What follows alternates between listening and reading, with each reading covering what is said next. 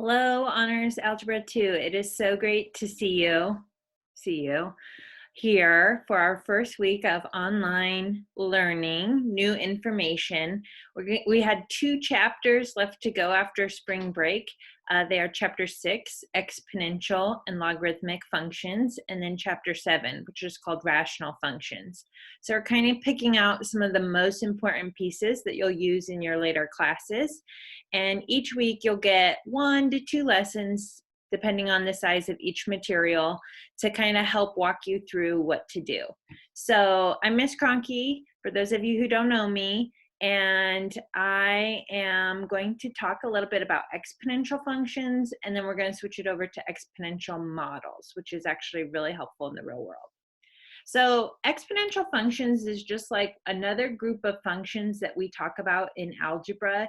You know, if you think back to semester 1, we did linear functions. Those are lines. We did quadratic functions. They look like parabolas. We talked about polynomials. And then we closed semester 1 with chapter 5, which was radical functions. That was like the square root function and the cube root function. So exponential functions are functions that have the form y equals, and this is like the simplest form possible. So like what you could think about like a parent graph would be y equals b to the x. And the most important part about an exponential function is that to be considered exponential, the x variable has to be up in the exponent. So b is actually going to be a number. So you might see exponential functions like y equals 2 to the x, y equals 3 to the x, y equals 1/2 to the x. Okay. Now, something very important about these 3 examples that I have at the bottom of the screen is that in order to actually be an exponential function, in addition to having the variable x in your exponent, b cannot be equal to 1, because if it was 1 to the x, it would always equal 1. That's just going to look like a horizontal line, which isn't very exciting. We call that a constant function. And then b has to be greater than 0. Okay, so what that means is you can have no negative, and we can talk about b like it's a base to your exponent. No negative bases. So notice the x in my exponent for y equals 2 to the x, it touches 2, which is positive. Same with the x in y equals 3 to the x. The base 3 is positive. And then the base for my last example is 1/2, which is still greater than 0. Okay, so you can have no negative bases. Let's see, I'm gonna actually just take a quick peek, and you won't have to do the actual graphing on your assignment, but I'm just gonna make a quick little XY table here for y equals 2 to the x. I'm going to put in like a -2, a -1, a 0, 1, and 2. When you're unsure of a graph, it's always good to pick some negatives, 0, and some positives. And then I'm going to plug those in. Well, some of these are very easy for me. 2 squared, of course, is 4. 2 to the first is 2. You might have to stop and think about 2 to the 0. Remember your 0 exponent property. Anything raised to 0 is equal to 1. And then be really careful with those negative exponents.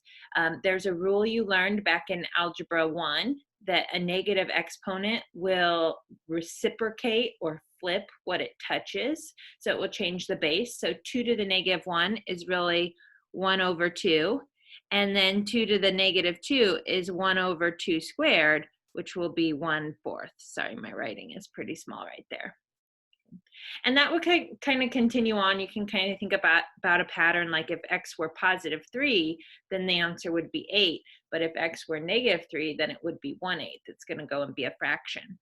So I'm going to go ahead and plot some of these points here. So let's see, I'll use blue to plot so you can see where my graph is. I'm going to plot 0, 1, 1, 2, 2, 4 way up there. And then at -1, I would only go up 1/2. At -2, I would only go up 1/4. And, you know, like I said, you could kind of extend that. You're always going up a fraction of something because you're going to be flipping it. So you get this graph. A lot of times I describe it, I call it like a J curve. Okay, so it has like a little bit of a curve right there. The most important part about that is that this other side on the left over here, it's never going to curve back up. It actually does something very interesting in that you're always getting smaller and smaller fractions, but they're always more than 0. So there's this horizontal line right here that I'm drawing as a dashed line, and that's called an asymptote. An asymptote is a line that your graph gets really, really close to, but never actually touches. So there's really no exponent that we can raise to make it negative. So we're always going to get positive answers. The whole graph, the whole J curve is going to sit above the x-axis. Now there is a way to get negative answers if you put a negative like scalar in front of your function. Okay, so that would be going back to transformations like a, h, and k. Okay, I'm also going to, so this one was y equals 2 to the x right there. That's what I just graphed in blue. I'm going to actually go over here to really quickly demonstrate our two types of exponential functions. I'm going to look at this other y equals 1/2 to the x. So I'm going to make a table of values for that guy, x and y. And like I said before, it's always good to pick some negatives, a 0, and some positives. Okay, so again, pretty easy to do here. 1/2 squared is going to be 1/2 times 1/2, or 1/4. 1/2 to the first is 1/2. Anything to 0 is 1. And then when I go back into those negatives, if I do 1/2 to the -1, it's going to flip my base. So instead of being 1/2, it's going to be positive 2 over 1. And then when I raise the x 1/2 to -2, it's going to flip it and make it 2 squared, or really just 4. So we can see some kind of connection over to our other graph that was y equals 2 to the x. Okay, but some differences as well. I'm going to go ahead and graph those right here. And I'll graph this one in green. So -2, so 2 to the left and 4 up, -1, 2, 0, 1, 1, 1/2, and 2, 1/4. And I'm going to get a similar J curve, but it's looking kind of like a reflection, which is noted in the symmetry of the tables there. And the same thing is going to happen with this whole like x-axis and horizontal asymptote. This line that my graph is going to get really, really close to is going to be the x-axis. It's going to get really, really close to 0, but it's never actually going to be 0 or be below 0. So those are two different versions of exponential function. Okay. And then remember up here we were talking about, okay, what does it mean to be an exponential function? I'm going to go ahead and highlight that. The simplest form is going to be y equals b to the x. And b cannot be equal to 1 because then it's just a horizontal line or a constant function. And b has to be greater than 0. We can't have any negative bases. Okay, and then these two graphs are two different versions of exponential functions that you'll encounter. There's something called exponential growth, and then exponential decay.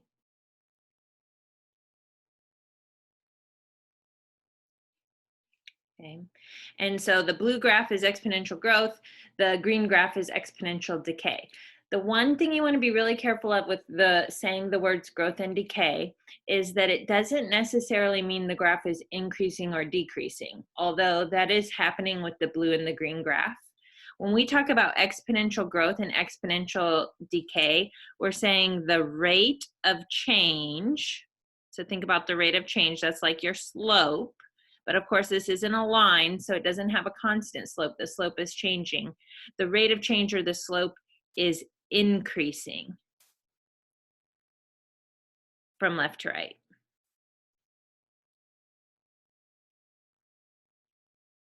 Okay.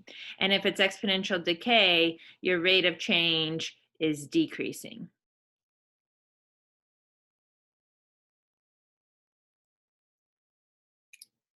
Okay. So to kind of see what that means visually in the graph, I'm going to grab another different color. I'll pick, let's see, a pink right here. Okay, so if I go to my blue graph and I start at that point, -2 1/4, and then I think about my slope like rise over run, I'm going up a fourth. Oops, right, put my pencil down for too long. I'm going up a fourth and then over 1 for my stair step, so my slope would have been 1/4. And then I'm going to go up a half and over 1, so now my slope is a half instead of a fourth. It's getting bigger. And I go up 1 over 1, so now it's 1. And I go up 2 over 1, so now my slope is 2. So my stairs are getting bigger and bigger. Okay, and that's what this is. The rate of change is increasing. The stair steps are getting bigger.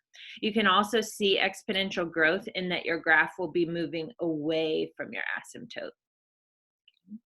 When you have exponential decay, your rate of change is decreasing. So notice if we were supposed to do rise over run from left to right, we'd start at this point 2, 4, and we're going down 2 over 1. So we have a -2 slope. Then we have a -1 slope. Then we have a -1/2. Then we have a -1/4, and it's going to get smaller and smaller. My steps are shorter and shorter. Okay, so that's saying that my rate of change is decreasing, getting smaller. They're all negative, but like the absolute value of the slope is getting smaller. 2, 1, 1/2, 1/4. Okay. So something for you to think about, there'll be a couple questions where you look at an equation and you'll just have to decide if it's growth or decay. And really all you need to do for those problems is examine what your B value is. So if I gave you something like y equals 7 to the x, we know that that's growth because the B is 7, which is greater than 1. Oh, I haven't written that down yet, have I? Okay. All right, so exponential growth, the rate of change is increasing from left to right. That will happen whenever B's are greater than 1. Okay. And exponential decay, that will happen whenever your B's are less than 1. But remember, your B's still have to be positive, so they have to be greater than 0. Okay, so this was when we were graphing 1/2. So the base was 1/2 versus the base is 2 on the left. Okay, so what's the value of the base? So here we have y equals 7 to the x, that's growth. B is greater than 1. If I gave you like y equals, let's say 0.75 to the x, then we know that's decay because your base to your exponent 0.75 is less than 1. Okay, so that's pretty much, I mean, all you have to be able to do is look at the base and determine if it's going to be growth or decay. The majority of your work this week is going to be about modeling. So actually, exponential models are super helpful in the real world.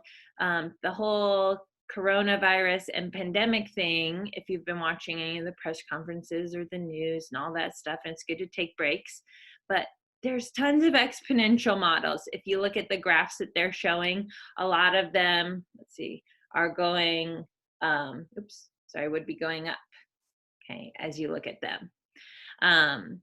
So it's really interesting. If you're curious about that, there's going to be lots of resources out there right now for you if you're wanting to know more. I'm going to present to you the one version of an exponential model. It's y equals, that we can apply to real world scenarios, a times 1 plus or minus r raised to the t. Okay. And in this model, we're going to be filling over on the right side, we're going to be filling in A. A is your initial amount. We're going to be filling in R. That's going to be our rate of increase. If it's exponential growth, we'll be adding it, so it'll be more than 1. Or your rate of decrease. If it's exponential decay, you'll be subtracting it. Okay. And T is time. You can change time, but if it doesn't say anything about the time, then we can say that it's usually in years.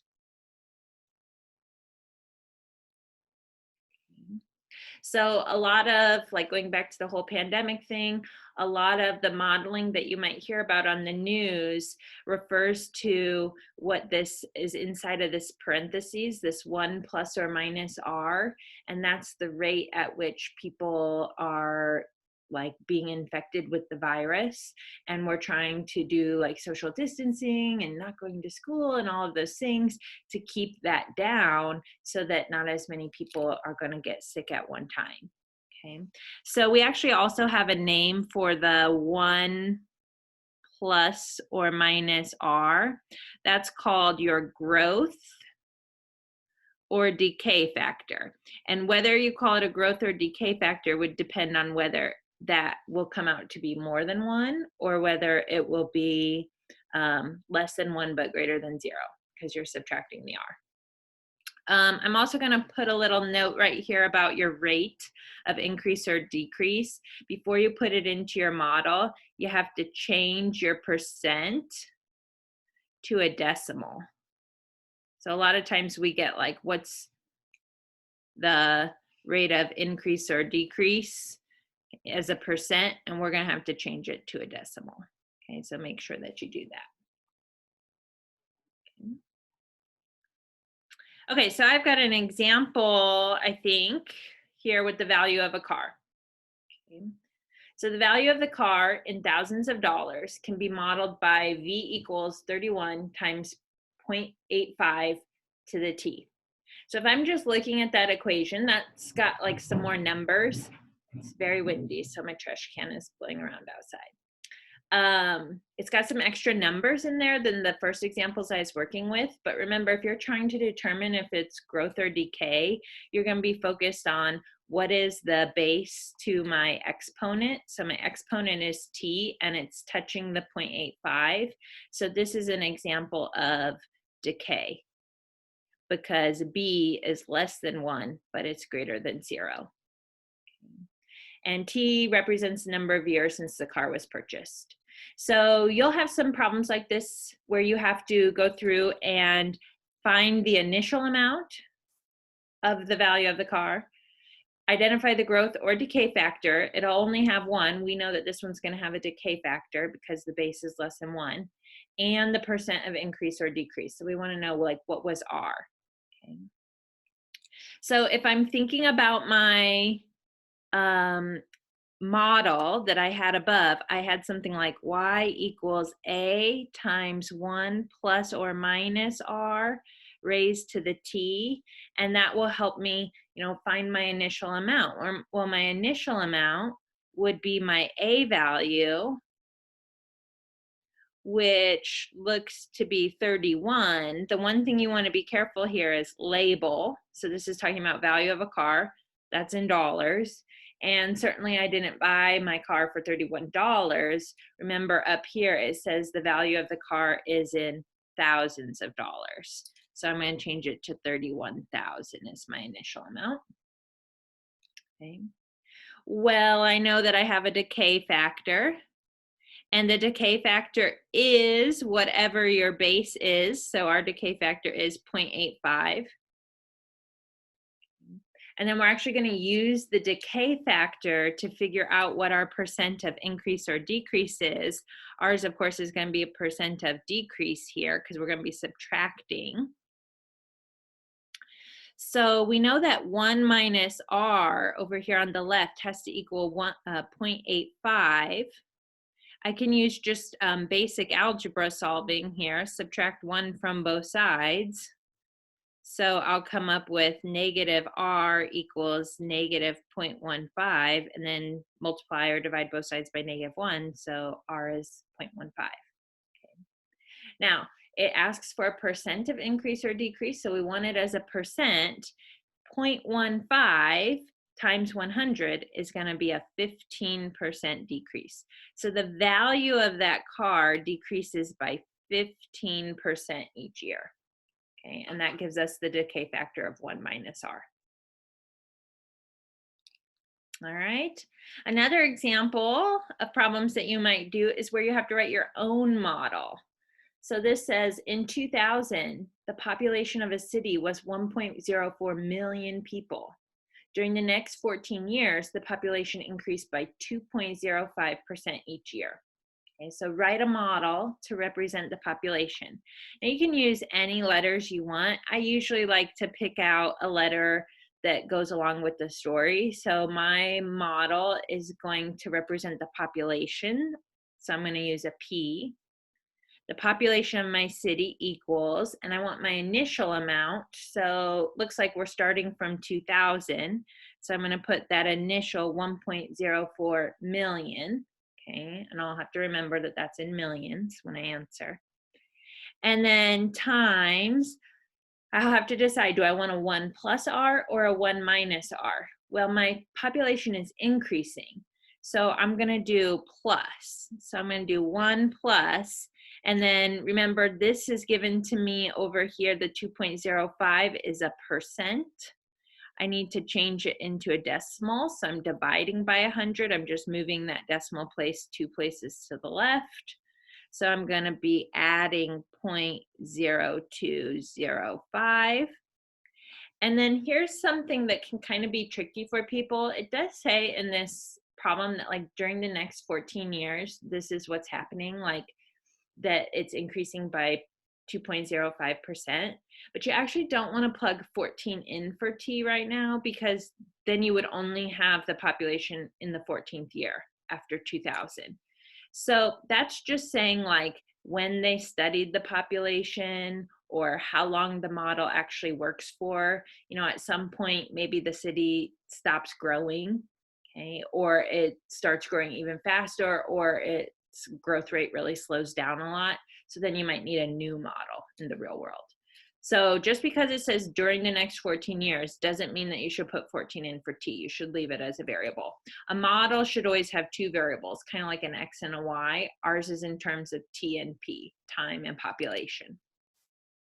So now I can do something like my second question here, which says estimate the population in 2010. Because I didn't plug 14 in for that T, I left it as T, an unknown, a variable. I can plug in any number that I want. And I guess I could say up here in the model where T is years since 2000, because that's when they started studying that population and found that rate. So you might see that when it gets presented to you. I'm okay if in your model, oh, I probably want to clean that model up a little bit. I usually go ahead and do my 1 plus R. I'm sorry, I wasn't paying attention. Okay, P equals 1.04 times 1.0205 to the T, where T is the year since 2000. Okay. And so like I'm showing you my work because it's my notes, but a lot of you could add the 1 plus R in your head and not have to write it down. Okay, so T is the year since 2000. We want the population in 2010, so that would be when T equals 10. Okay, so we'll say P equals 1.04 times 1.0205 raised to the 10. So I'm going to use my calculator. You're looking for your exponent button. Your exponent button on those little scientific calculators, it looks like, I call it the caret button. It looks like an up arrow. And then some people, like the Casios, theirs might look like X to the Y, or you might have one that looks like Y to the X. If you're having trouble, email us, visit us in office hours, or Google your calculator to see how to do an exponent. I'm going to raise it to the 10th here. And I get 1.27.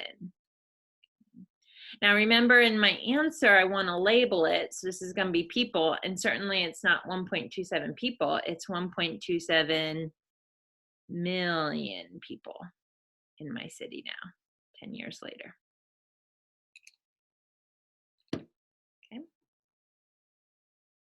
Okay, one thing to note is like I just typed it into my calculator exactly as I'm seeing it right here. I did 1.04 and then I did a parentheses 1.0205 and then I raised it to the 10th. And it looks exactly like that on my screen for people who have the like two line calculators. The most important thing is that you cannot violate PEMDAS when you're doing exponential functions and evaluating them. Like you have to raise 1.0205 to the 10th first and then multiply it by 1.04. You cannot multiply these two numbers and then raise it to the 10th because 1.04 isn't being raised to the 10th. So make sure that you're following the order of operations.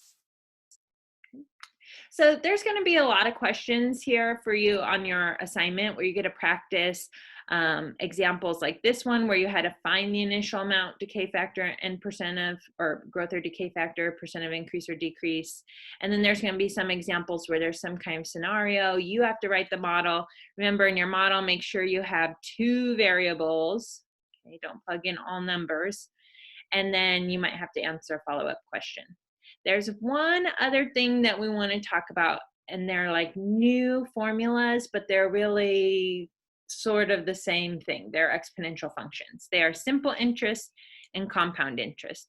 So simple interest is really using the previous model that I gave you, but I changed the letters for financial stuff. So A equals P times 1 plus R raised to the T. Okay. P is called your principal. It's the same thing as your starting amount. A lot of times in a problem, that's going to be like your deposit if you go to the bank. They call that your principal. R is still your rate of increase or decrease, but if you're earning interest, then that would be an increase. And then T is time in years. So it's really the same model. I just kind of changed the Y and the A here. This capital A is the amount in your account.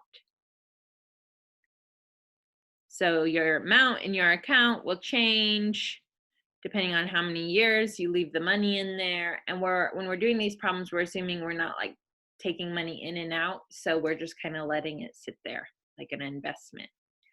And then compound interest is a little bit more complex. It looks like this. A equals P times the quantity 1 plus the rate divided by N raised to the N times T. And I like to protect my N times T with a set of parentheses just in case I don't do that multiplication before my calculator. Okay. And so the P is still the same thing. It's still the principal. The A is still going to be the amount in your account. R and T are interest rates and time. So there's this new letter in here, kind of messing things up.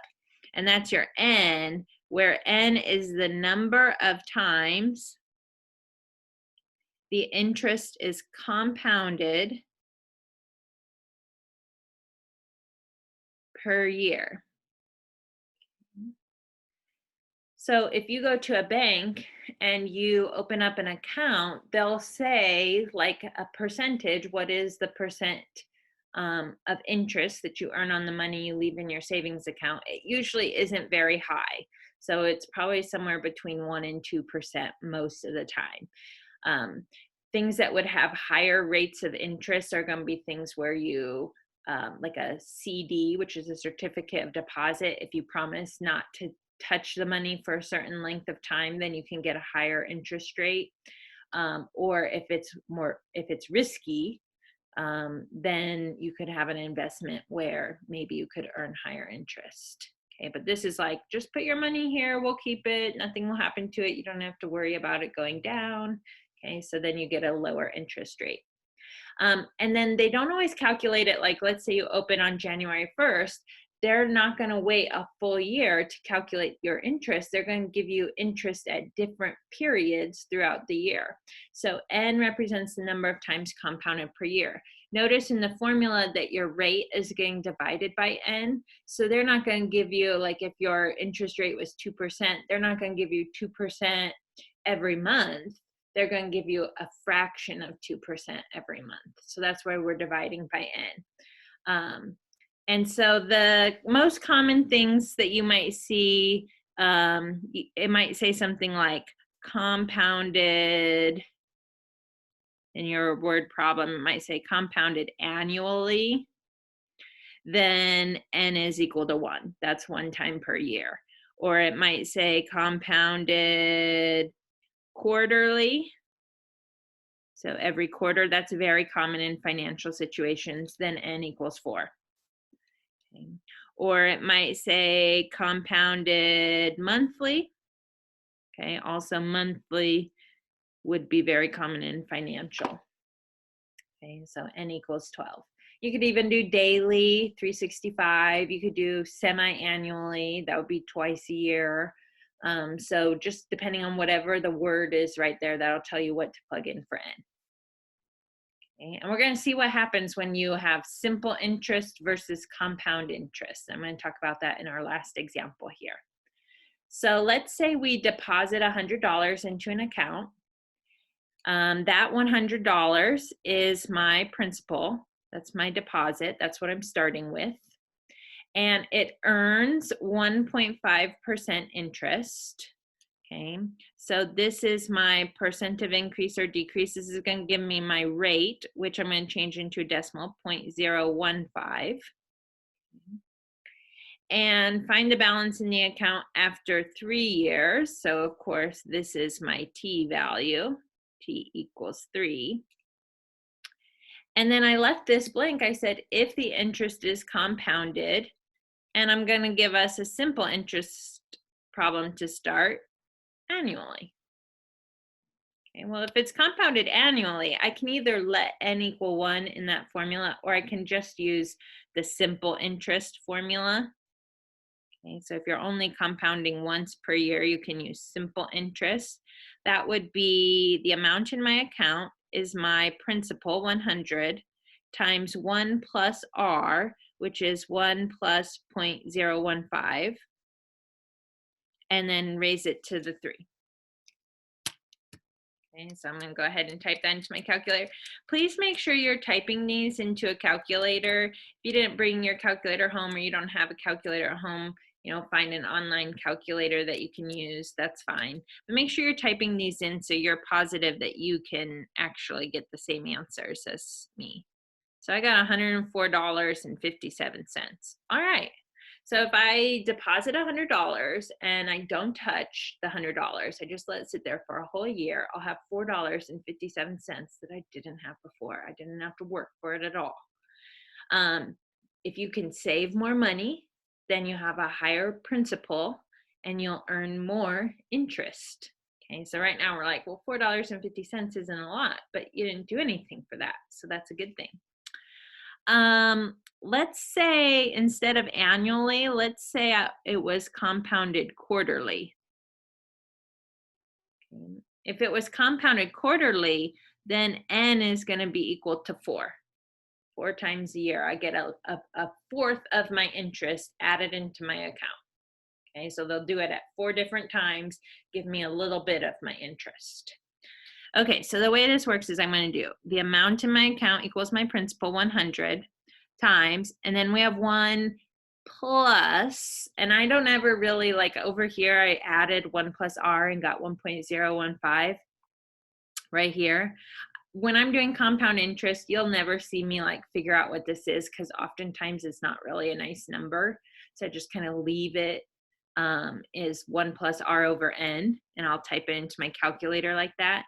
So my rate is still 0.015, but I have to separate that rate out across the 4 different periods that they're going to pay me. So I'm going to divide by 4.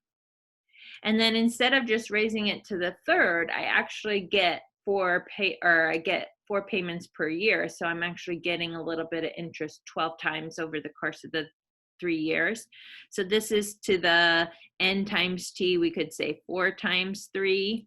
I usually like to just, I've protected it with parentheses, but a lot of times we forget to include those parentheses in our calculators. So if you also just do that multiplication, you're going to be raising it to the 12th.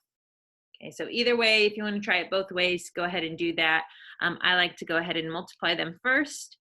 And then let's type that into our calculator.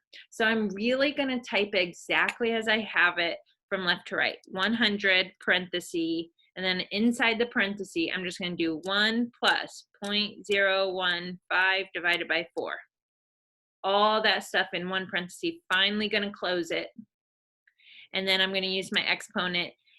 If I wanted to write 4 times 3, I would do a parentheses, or I can just raise it to the 12th, because that's easy multiplication for me.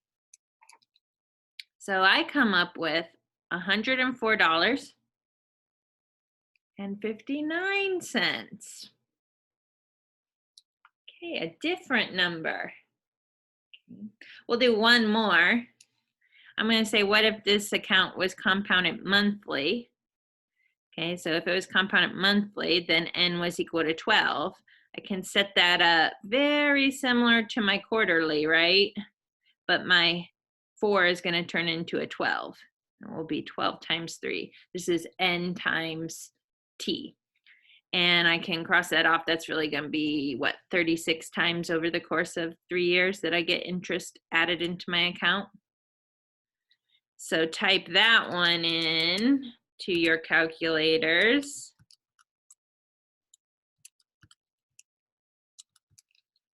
And I get $104.60.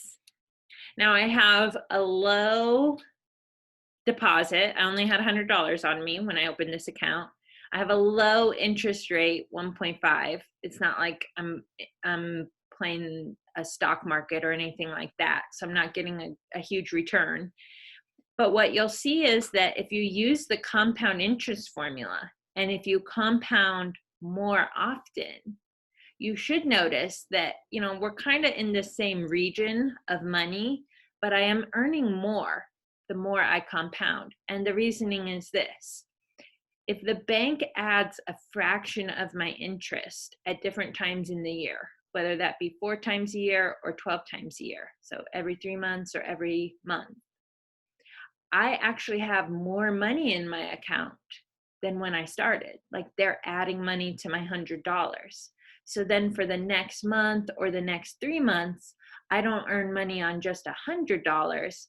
I earn money on my $100 plus that fraction of my interest. And then they do it again, and I'm earning even more because I have more money in my account.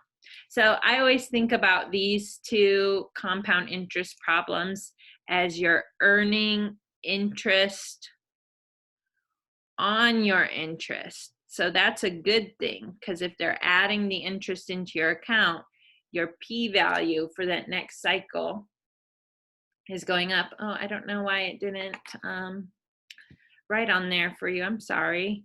But anyways, if you have more money in the account, then you're earning more money in that next cycle. Okay, so that's a good thing. All right, so what we need you to do is do your homework assignment, email us with questions, stop into office hours and ask things. You know, if you're having trouble with your calculator, bring your calculator. You can show it to us, and we'll try to troubleshoot those things. And we'll have a few weeks of exponentials information and logs, and then we will have a quiz over this material. Okay. All right. I look forward to hearing from you soon. Have a great day.